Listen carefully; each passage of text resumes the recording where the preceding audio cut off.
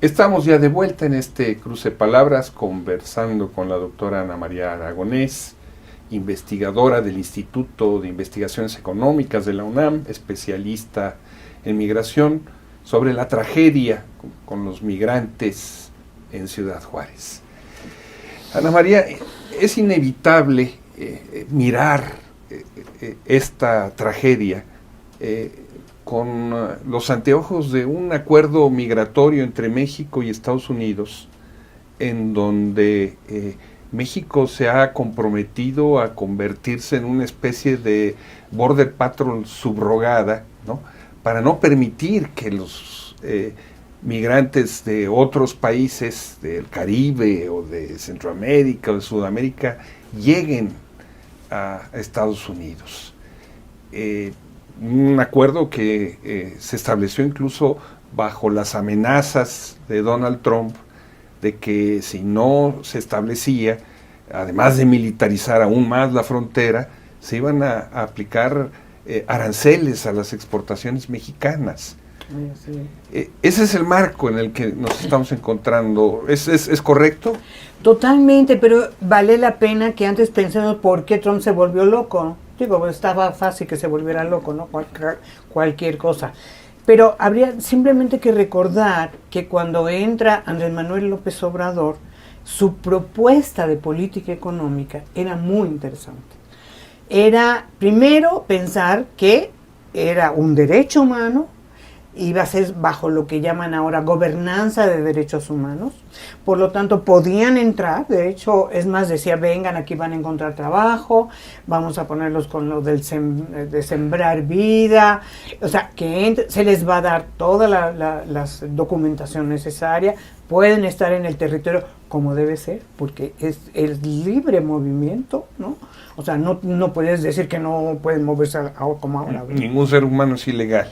Exactamente, ninguno. Y además en el territorio tú puedes moverte, tú tienes libertad, todo el mundo puede moverse, no hay detenerte para nada. Entonces, esa es la otra cosa. Si quieres ir al norte, pues es tu problema. O sea, bueno, a donde tú quieras. Entonces, y además algo muy interesante, que era, hay que ir a las causas. Eso me parece que es lo que yo he tratado todo el tiempo, como de tratar de entender, porque si tú no entiendes por qué la gente se va, y qué es lo que está pasando, no solamente en sus propios países, sino en el contexto internacional que los está llevando, porque no es un solo país, son todos, ¿no? Entonces, ¿qué es lo que está pasando? Entonces, claro, ir a las causas, venían muchos centroamericanos, sobre todo centroamericanos, y bueno, por supuesto, más allá también, ¿no? Entonces, lo que dijo, hay que ir a las causas. Una de ellas, por supuesto, es la pobreza, todo ese tipo de cosas, no hay desarrollo, inseguridad, etc. Entonces, con la CEPAL se hizo un proyecto muy interesante para que se aplicara al sur de México, en Chiapas y demás, y en Centroamérica. Tenía que haber un acuerdo, claro, con Estados Unidos, otros países, para que apoyaran al desarrollo de la región. Entonces, eso se presentaba muy bien. De hecho, habría que pensar que era algo, pues, realmente que hacía la posibilidad, tú inviertes, desarrollas, y claro, por lo menos la cuestión económica de pobreza y eso la vas paliando. Otras cosas, pues, a lo mejor no, la inseguridad, otro tipo de cosas. Pero esa que es el grueso, pues claro, falta inversiones, bueno.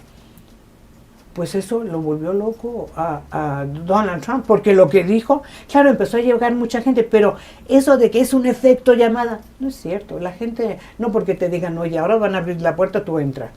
Es una tontería. O sea, en realidad se dio la posibilidad y pues claro que la gente vino.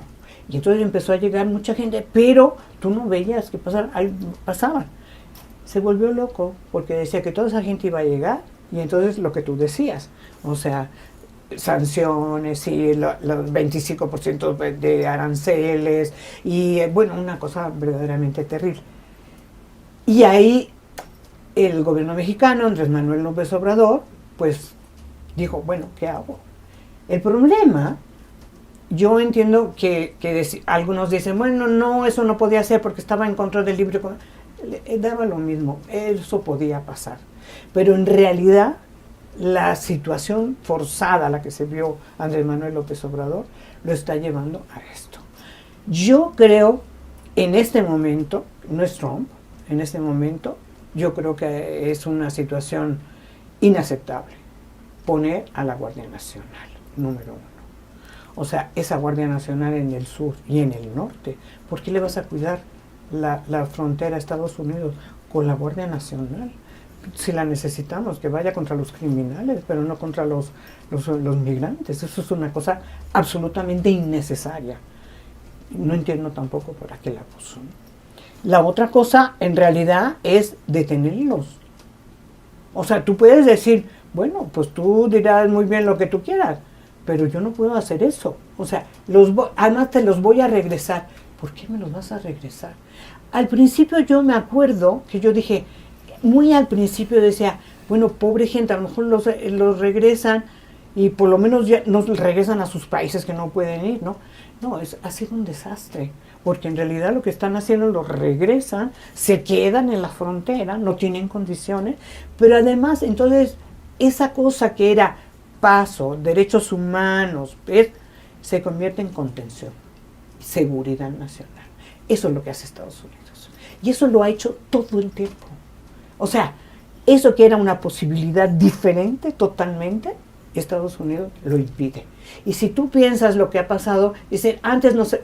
Era idéntico. Estados Unidos, en cuanto se intenta lo más mínimo, te planta el Plan Sur, las fronteras inteligentes, el Plan Mérida, o sea, Hemos hablado de gobiernos y hemos hablado de migrantes, pero está también la situación de los ciudadanos. Hay millones de mexicanos, algunos con papeles y otros sin ellos, viviendo en Estados Unidos. O sea, la experiencia migrante no nos es ajena como sociedad. Casi todos o muchos tenemos parientes que están del otro lado de la frontera. Sin embargo, lo que hemos visto con el paso de la nueva migración es cómo se ha venido exacerbando la xenofobia, la intolerancia hacia los otros, el racismo. ¿Cómo te explicas el surgimiento de esos sentimientos? Mira, yo creo que ha hecho esta narrativa que la derecha realmente pone en marcha, no solamente aquí, sino en todos lados. Bueno, eso ha sido tan eficiente que, por ejemplo, el Brexit se logró porque iban a ir a cerrar a los migrantes. O sea, hay toda una, digamos, como una ideología, ¿no?, totalmente racista que viene de la derecha, y entonces, claro, se llena de información falsa, además. Entonces, claro, dicen, nos están invadiendo. Entonces tienes toda una población que de por sí está así en una situación que bastante racista, porque además es que somos muy racistas. Ese es un poco el problema. Cualquier cosa que pueda pasar, inmediatamente lo magnifican, las falsas informaciones las magnifican, te pueden decir los horrores más grandes y te los crees, ¿no? Que estuvo violando el migrante, como hacen en Estados Unidos, que los ponen hasta en el Congreso, ¿no? ¿Cómo podemos evitar eso? Porque eso es una cosa que está pasando en todo el mundo, un odio al migrante. ¿Qué es lo que tiene que hacer el gobierno?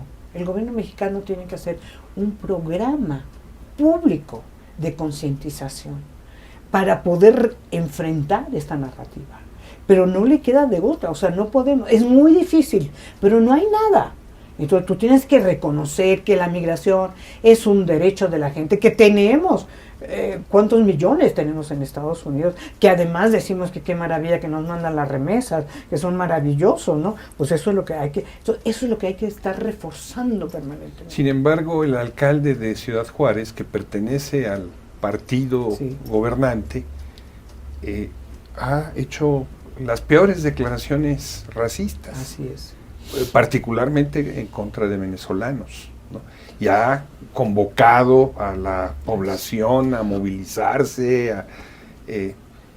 ¿No es un sinsentido esto, no? Totalmente. Claro, ese señor Ese señor, como muchos otros, primero fue del PRI, creo, y luego fue del PAN, y luego fue del MC, y luego le convino un chorro, se metió a Morena, ¿no? O sea, la verdad que eso ha sido también una prostitución. El arca de Noé, donde se suben cosa, todo tipo de animales. Exactamente, o sea, no hay ningún cuidado en eso, ¿no? Entonces, pues cualquiera entra, ¿no? Pero bueno, de todas maneras, ese señor realmente me parece que es una cosa terrible. Hablando de los venezolanos, o sea, los venezolanos, los pobres, además, ya tienen esa cosa, ¿no? Vamos a hacer Venezuela. O sea, hay toda una estigmatización para gente de Venezuela, para gente de Cuba.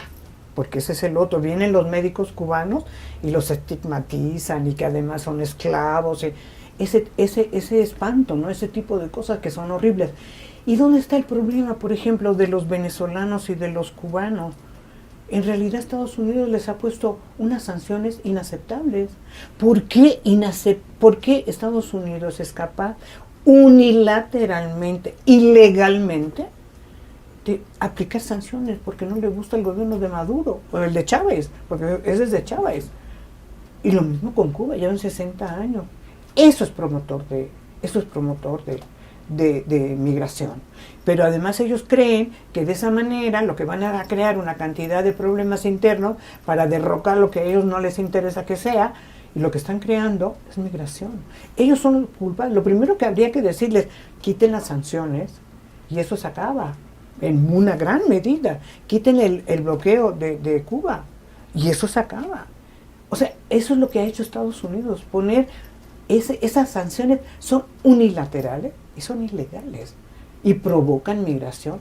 Y lo mismo están haciendo en Afganistán, se están quedando con toda la lana de Afganistán, porque dicen que pues entonces los talibanes pues tampoco están recibiendo nada y todavía están creando más problemas de los que ya tienen, porque ellos no van a dejar el dinero que es de Afganistán, por ejemplo, ¿no? Y en lo que tiene que ver con los ciudadanos de a pie, este fantasma de la xenofobia, del racismo, de la estigmatización, ¿cómo combatirlos? Son el caldo de cultivo para una política de ultraderecha. Exacto. Que está avanzando, además, a pasos agigantados en la región, con un nuevo tipo de fascismo. ¿Qué se puede hacer desde tu punto de vista? Yo creo que hay que hacer una cantidad, que sea una política nacional, que sea una política de Estado y una política de concientización. Es súper importante. Va a ser muy difícil, porque en realidad no es nada fácil. ¿Por qué? Porque hay mucha inconformidad, porque hay mucha desesperanza, porque además es un momento muy, muy complicado. En este momento estamos realmente en un momento de crisis. Y entonces lo que estábamos hablando del neoliberalismo, en realidad la gente... Pues eso, tenemos una concentración del ingreso impresionante, pobreza por todos lados, o sea, realmente hay una situación. Entonces, todo lo que pueda parecerles que les van a quitar, como dicen, me van a quitar el empleo y además porque les vamos a dar... Las cosas que están saliendo en este momento son lamentables. Lo que dicen de los migrantes, que porque a ellos se les va a dar comida, bueno, unas cosas verdaderamente terribles. Yo creo que es muy difícil, pero en este momento se requiere urgentemente una política pública que haga conciencia de lo importante, que además son los nuestros están allá, o sea, que les pasará lo mismo, o sea, hacer todo este programa público de concientización de los migrantes porque van a estar aquí. Muchísimas gracias por estar con nosotros, Ana María. Al contrario. Muchas gracias por su amable compañía el día de hoy. Ya saben, los esperamos la semana que viene aquí por Cruce de Palabras por Telesur. Hasta la próxima.